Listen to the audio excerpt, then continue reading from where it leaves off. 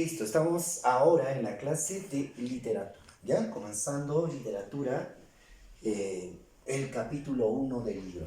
Ahora ya vamos a hacer el libro, para eso necesito que todos ustedes ya tengan el libro, supongo que ya todos ya tienen, y tenemos que avanzar este libro, porque no se puede dejar sin desarrollar este libro, ¿ya? El primer tema es la literatura quechua, o denominada literatura prehispánica. ¿Por qué dicen prehispánica? Entonces, antes de la llegada de los españoles, o sea, eso se establece así, la literatura quechua.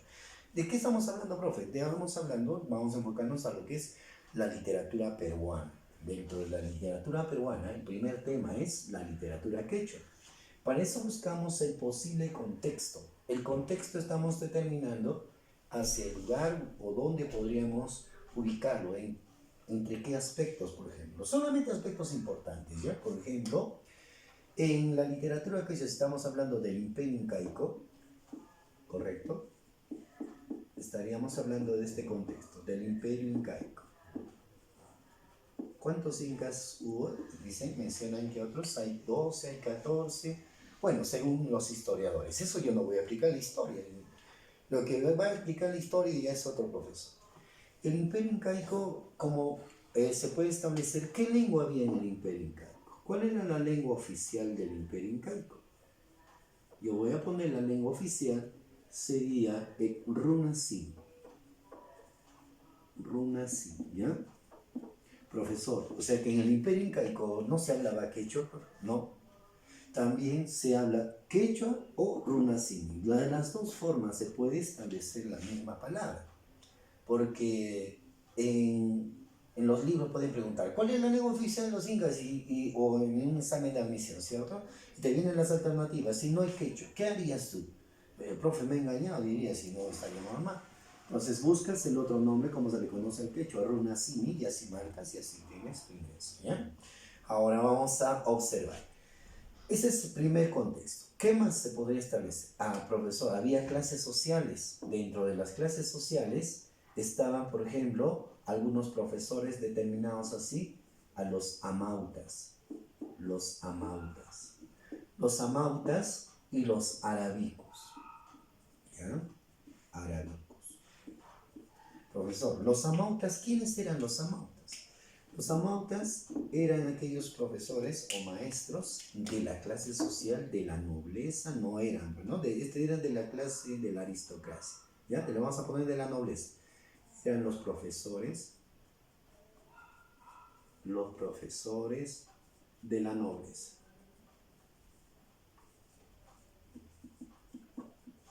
¿Listo? Esos eran los amautas. Y los arábicos eran los profesores, pero de la clase popular. De la clase popular. Vamos a poner de la clase popular.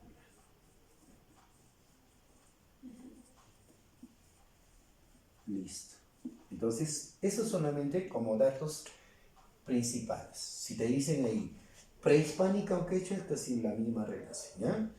Amautas también en quechua significa, está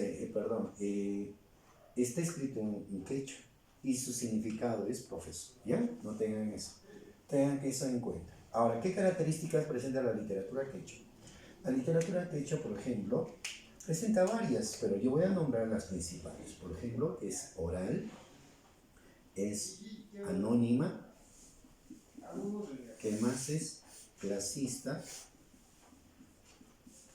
de ahí vamos a ver panteísta,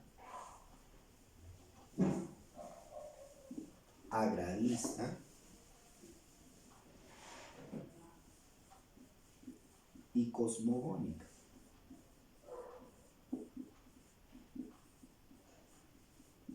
¿No? Ahí podemos establecer sus características. A ver, explico rápido nada más, ¿eh? Oral, porque no había una gramática todavía así establecida, todo se daba de una forma oral.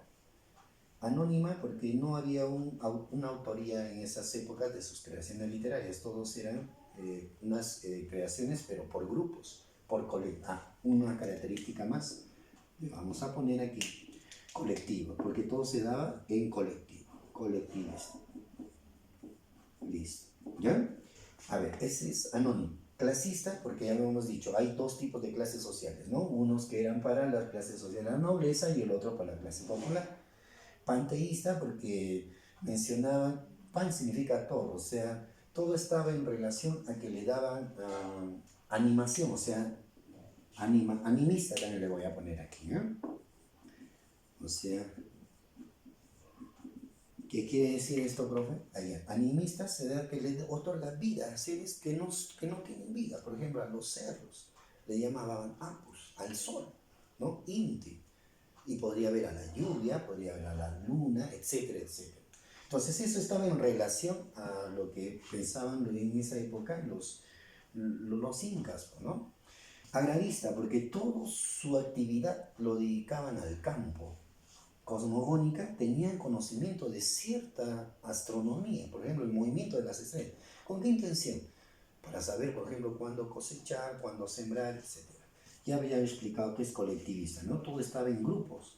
Animista otorgaba vida a seres que no tienen vida.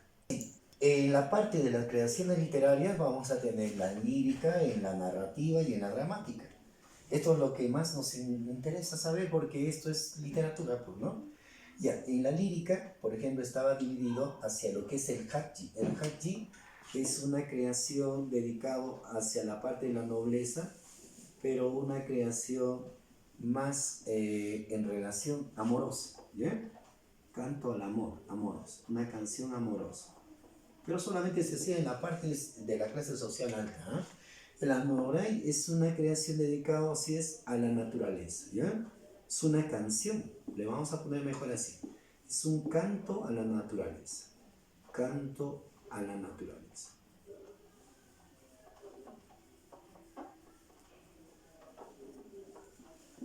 El ayataki es un canto ceremonial, pero por una relación, un canto fúnebre cuando una persona muere, ¿ya?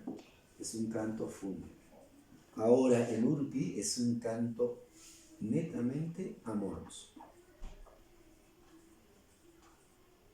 Y esto está en relación a lo que es el jarab. El jarab también, ¿ya? Listo. En la narrativa vamos a encontrar dos cosas, en los mitos y en las leyendas. El mito, por ejemplo, el más conocido es el mito de Huiracocha. También podremos encontrar el mito de Nailán. El mito de Kon, que está en la parte costa, el mito de Kon. También de Cahuillaca, etc. Hay mito de Incarrí. Hay muchos más mitos que se pueden encontrar. En las leyendas, el más conocido es la leyenda de Manco Cápac y Mamaocho, ¿no? Leyenda de Manco Cápac y Mamaocho. De los hermanos Ayer. También se estaría relacionado aquí, Cápac y Mamaocho. ¿Ya? Hay otros más, pero yo no lo voy a tomar en cuenta. A ver, en el drama encontramos la famosa obra Ollantay. Y con eso estaríamos establecidos. De Ollantay pues podemos hablar, es anónimo. ¿Qué más? Podríamos decir que, a ver, es la historia del Inca que tuvo una situación, ¿no? Del Inca Pachacuti en este caso, con su hija Cusicoyu. El general Ollantay se subleva porque no quiere que su hija, o ¿no? que le permiten casarse con su hija del Inca Pachacuti. Y esa es la historia en relación, y luego se va a determinar sucesos que al final se llegan a conciliar el Inca, Cusicoyu y Ollantay. Esa es la historia del drama Ollantay. Entonces ustedes tienen que desarrollar el libro, copiar esto en su cuaderno, mandarme una fotografía de la clase y luego me van a desarrollar en el libro, y también esa parte del desarrollo del libro, la parte práctica, eso me lo envían, ¿ya? Y con eso terminaríamos la clase.